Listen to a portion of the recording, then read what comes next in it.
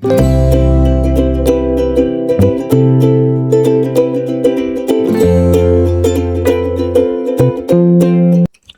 hello, salam sejahtera Malaysia. Selamat datang ke channel Fels Lifestyle.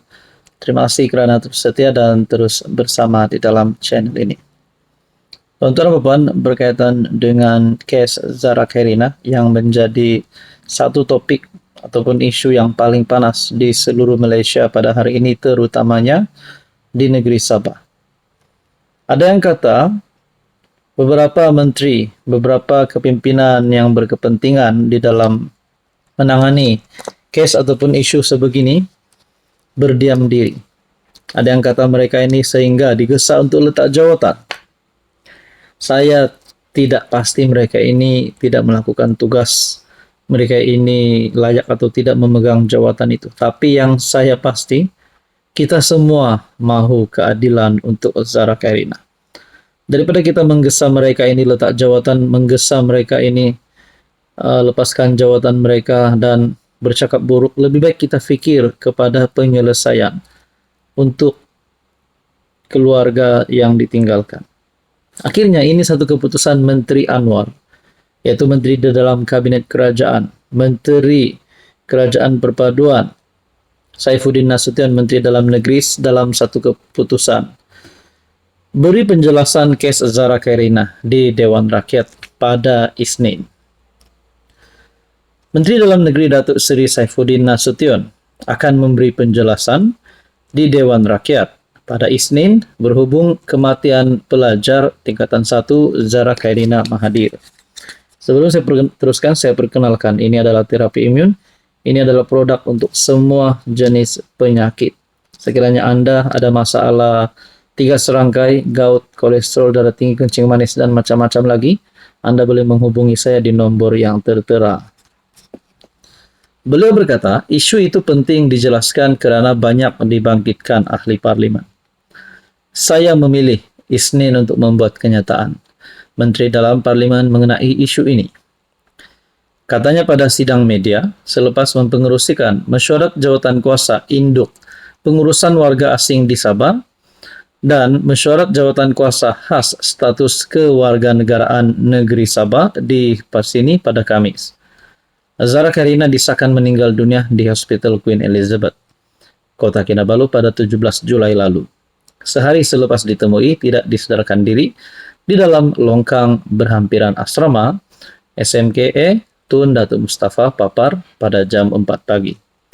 Pada Rabu, Pengarah Jabatan Siasatan Jenayah Datuk M. Kumar memaklumkan siasatan kes yang sebelum ini diklasifikasikan sebagai kematian mengejut kini menjurus kepada elemen jenayah termasuk kesalahan buli. Jabatan Pegawai Negara juga memutuskan untuk mengadakan proceeding inquest selepas meneliti laporan siasatan PDRM. Hai, hello, salam sejahtera Malaysia. Selamat datang ke channel Fels Lifestyle. Terima kasih kerana terus setia dan terus bersama di dalam channel ini. Mungkin Anda yang menonton video kali ini sudah mendengar berkaitan dengan berita yang mendakwa Anwar, pertama, tak layak jadi ahli parlimen, dan yang kedua, Anwar tak layak untuk menjadi Perdana Menteri. Mungkin Anda kenal orangnya, siapa yang membuat kenyataan ini. Saya pun tidak tahu kenapa ada kenyataan ini dikeluarkan, sedangkan Anwar sudah lebih satu penggal jadi ahli parlimen, menghampiri satu penggal, maafkan saya, lebih separuh penggal jadi Perdana Menteri. Kenapa baru hari ini nak bangkitkan, baru sekarang nak bangkitkan bahawa Anwar tidak layak?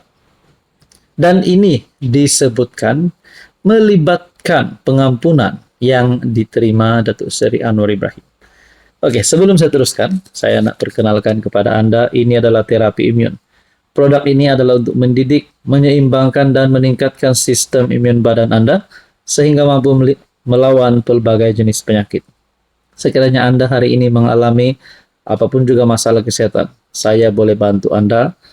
Saya boleh memberikan Anda tips terapi imun. Produk ini sesuai untuk semua jenis penyakit. Sekiranya Anda berminat, Anda boleh menghubungi saya di nombor yang tertera. Akhirnya AGC membuat kenyataan. Tak timbul isu Anwar hilang kelayakan jadi PM dan ahli parlimen. Tidak timbul sebarang isu kehilangan kelayakan Anwar sebagai ahli Dewan Rakyat dan Perdana Menteri. Ini bukan makcik saya kata, bukan pakcik saya kata, bukan kawan saya cakap, tapi jabatan peguam negara. AGC dalam kenyataan memaklumkan hal itu berikutan perintah pengampunan oleh Yang di-Pertuan Agong ke-15 menyatakan bahwa Anwar telah diberikan pengampunan sepenuhnya dan dianggap sebagai seorang yang tidak pernah melakukan apa-apa kesalahan. Sebarang cabaran terhadap pemilihan seorang anggota parlimen seharusnya melalui petition pilihan raya sebagaimana diperuntukkan di bawah perkara 118 Perlembagaan Persekutuan dan hendaklah difailkan dalam tempo sebagaimana yang ditetapkan di bawah Section 38 Akta Kesalahan Pilihan Raya 1954 menurut AGC.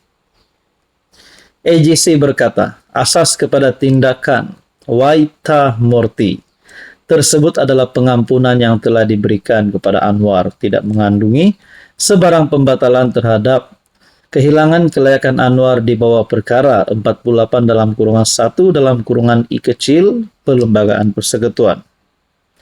Kenyataan AGC ini adalah respon kepada laporan media berhubung tindakan sama yang difailkan bekas Menteri di Jabatan Perdana Menteri P. Waita Morti bagi mencabar kelayakan Anwar sebagai anggota parlimen bagi kawasan Tambun dan pelantikannya sebagai Perdana Menteri. Nah, adakah dengan ini checkmate lah Waita Morti? Adakah dengan ini Anwar yang bakal sama Waita Morti? Adakah dengan ini Waita Morti yang bakal dikenakan tindakan? Jabatan ini menghormati hak mana-mana individu untuk memfailkan tindakan di mahkamah.